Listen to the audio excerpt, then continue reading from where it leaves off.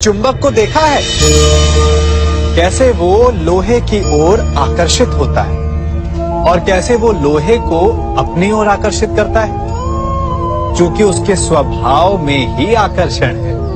हम सब के भीतर भी एक ऐसा ही चुंबक होता है, विचार का चुंबक, जो सदा अपने ही जैसे विचारों को आकर्षित करता है। हम जो बोते हैं वही काटते हैं। उसी प्रकार हम जैसा सोचते हैं वैसा ही पाते हैं। साधु ईश्वर का नाम जपता है तो उसे ईश्वर मिल जाता है। अर्थात फल हमारी सोच पर निर्भर करता है। ओस की बूंद यदि केले के पत्ते पर गिरे तो वो कपूर बन जाती है, सीप में गिरे तो मोती, और यदि विषधर के मुख में गिरे तो विष।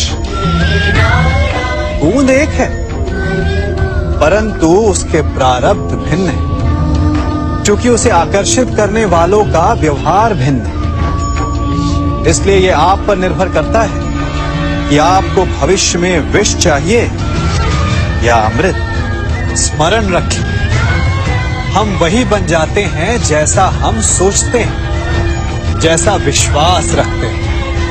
यह आपका विश्वास ही है जो ये निर्धारित करेगा कि आपको विष मिलेगा या अमृत। इसलिए अपनी सोच को सुदृढ़ रखिए, सकारात्मक रखिए, और फल भी सकारात्मक ही आएगा। जब से ये सृष्टि बनी है, नदी की धारा और चट्टान के मध्य सदा संघर्ष रहा है, परंतु हर बार चट्टान की कठोरता को हारना पड़ता है, और नदी की धारा कोमल होते हुए भी कठोर चट्टान को काट देती है।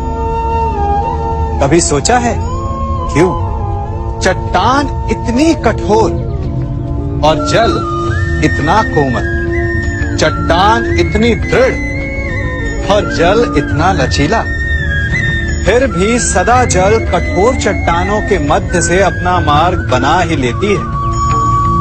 कारण केवल एक है, और वो है लगातार चलने की क्षमता। जल बढ़ता रहता है, चट्टान अडिग रहती है। इसी कारण जल चट्टान को काटकर मार्ग बना लेता है। इसलिए लगातार चलते रहिए, रुकिए मत, क्योंकि चट्टान जैसी हर समस्या को आप भी जल की तरह काट सकते हैं। इस फल को देख रहे हैं आप, अभी अभी अपनी डाल से अलग हुआ है। बड़ा दुख होता है ना जब आप अपने उद्गम से अलग होते हैं, परंतु ये दूरी भी आवश्यक है। अब इस फल को ही ले लीजिए। अपने जीवन दाता वृक्ष से अलग होकर ये ना केवल किसी की भूख शांत करेगा, अभी तो इसके भीतर के बीज से एक नए वृक्ष का सृजन भी होगा और कई फल जन्मेंगे। सृजन की प्रतिक्रिया में पीड़ा आवश्यक है। यदि पीड़ा नहीं होगी तो सृजन नहीं होगा। पीड़ा अपने उद्गम से दूर होने, पीड़ा अपनों से दूर होने। इस फल की भांति हम मनुष्यों को भी अपने उद्गम से, अपने सगे संबंधियों से अलग होना पड़ता है, और यही अलगाव एक नए सृजन को, एक नई सृष्टि को, एक नए विकास को जन्म देता है। इसलिए ऐसे अलगाव से दुखी मत होइए, उसका स्वागत कीजिए, क्योंकि ये विकास की नींव है। अपराध वो भावना है जिसके कारण संसार में सदा दुख ही व्याप्त रहता है। हम सब अपराधियों से घृणा करते हैं, उन्हें कोसते हैं, परंतु क्या कभी विचार किया है कि कोई भी जन्म से अपराधी नहीं होता? तो ऐसा क्या कारण है कि कोई इतना बुरा बन जाता है कि वो बुराई की सीमाएं ही पार कर जाए? कारण है कामना। यदि कामना पर नियंत्रण ना रखा जाए यदि कामना को पूर्ण करने के लिए परिश्रम ना किया जाए तो वो तृष्णा में बदल जाती है, और तृष्णा लालच में, और लालच छल में, और छल करते ही मनुष्य अपराध की ओर अपने पग बढ़ा देता है। इसलिए ये अत्यंत आवश्यक है कि मन की कामनाओं पर नियंत्रण रहे। यदि मन पर नियंत्रण रहेगा तो अपराध पर स्वयं ही नियंत्रण हो जाएगा। हम सबका मन करता है कि हम जीवन में ऐसे शिखर पर पहुंचे जहां हमसे ऊपर कोई ना हो, जहां हमें कुछ करने की आवश्यकता ना पड़े, है ना? कुछ लोग इस शिखर पर पहुंच भी जाते हैं, परंतु उनका मन सदा विचलित रहता है। इतनी मनोरंजक बात है ना कि जिस विश्राम को पाने के लिए हम इतनी मेहनत करते हैं, इतना परिश्रम करते हैं, वो हमें मिलता ही नहीं। कारण स्वयं सोचिए, वन का राजा होने के पश्चात भी सिंह को अखेट के लिए परिश्रम क्यों करना पड़ता है? सोचिए। मैं बताता हूं, क्योंकि राजा होने का अर्थ ये नहीं कि वो सदा सोता रहे और मृग स्वयं उसके समक्ष आकर कहेगा कि आइए महाराज, मुझे खाकर अपनी भूख मिटाइए। तो समझ लीजिए, कार्य आपके परिश्रम से संपन्न होते हैं, केवल कामना से नहीं। यदि आप नीचे हैं तो सदा स्मरण रखें कि आपका परिश्रम ही आपको ऊंचाइयों पर ले जाएगा, और यदि आप ऊंचाई पर हैं तो वहां पर भी रहने के लिए आपको निरंतर परिश्रम करते रहना होगा। अर्थात परिश्रम से मुक्ति नहीं है, क्योंकि परिश्रम ही जीवन है। सबसे अधिक महत्वपूर्ण क्या है? जीवन, या जो जीवन में पाया, यात्रा, या यात्रा पूर्ण करने के बाद पाया गया लक्ष्य, कर्म या उसके फल? बहुत ही महत्वपूर्ण परंतु विकट प्रश्न है ना? परंतु तनिक धीरज से सोचेंगे तो इसका उत्तर अधिक कठिन नहीं है।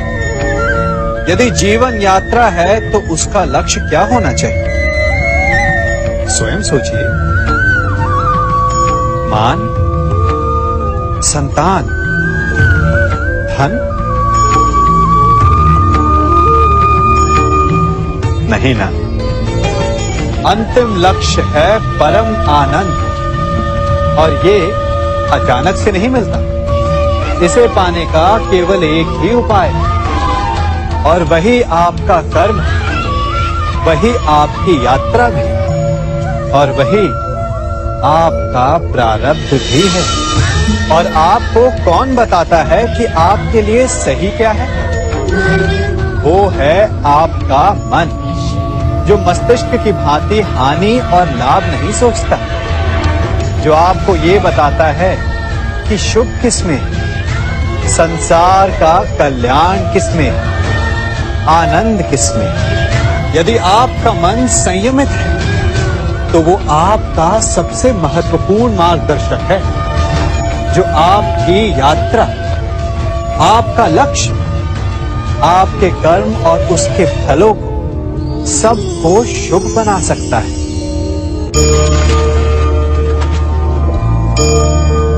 इन पक्षियों को देख रहे हैं आप? इनका उड़ना वायु में इतना संतुलन मुक्त कर देता है ना? इन्हें उड़ते देख आपके मन में भी इच्छा होती होगी कि इन्हीं की भांति आप भी स्वतंत्रता से उड़ पाएं। ईर्ष्या होती है ना जब आप इन्हें खुले आकाश में ऐसे विचरण करते देखते हैं। पर कभी सोचा है, इस उड़ान को, इस स्वतंत्रता को पाने के लिए कितना परिश्रम, कितना अभ्यास किया होगा इन्होंने? आकाश में उड़ने से पूर्व धरती पर कितना गहन परिश्रम किया होगा इन्होंने?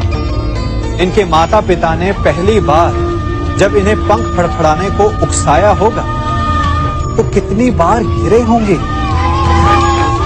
पहली बार वायु में उड़ते समय कितना भय लगा होगा इन्हें। अपनी पहली उड़ान के पश्चात धरती पर उतरते समय गिरकर कितनी चोट खाई होगी। इस उड़ान का, इस स्वतंत्रता का ये मूल है। यदि आप ये दे सकते हैं तो अवश्य आप भी इस स्वतंत्रता को पा सकते हैं। इन पक्षियों की भांति ही अपने चारों ओर जब भी आप किसी सफल मनुष्य को देखें तो उससे ईर्ष्या ना करें। उसके परिश्रम और पीड़ा को समझने का प्रयास करें जो उसने यहां तक पहुंचने में पाई है। प्रेरणा लें, प्रयास करें और स्वयं भी सफल हो जाएं।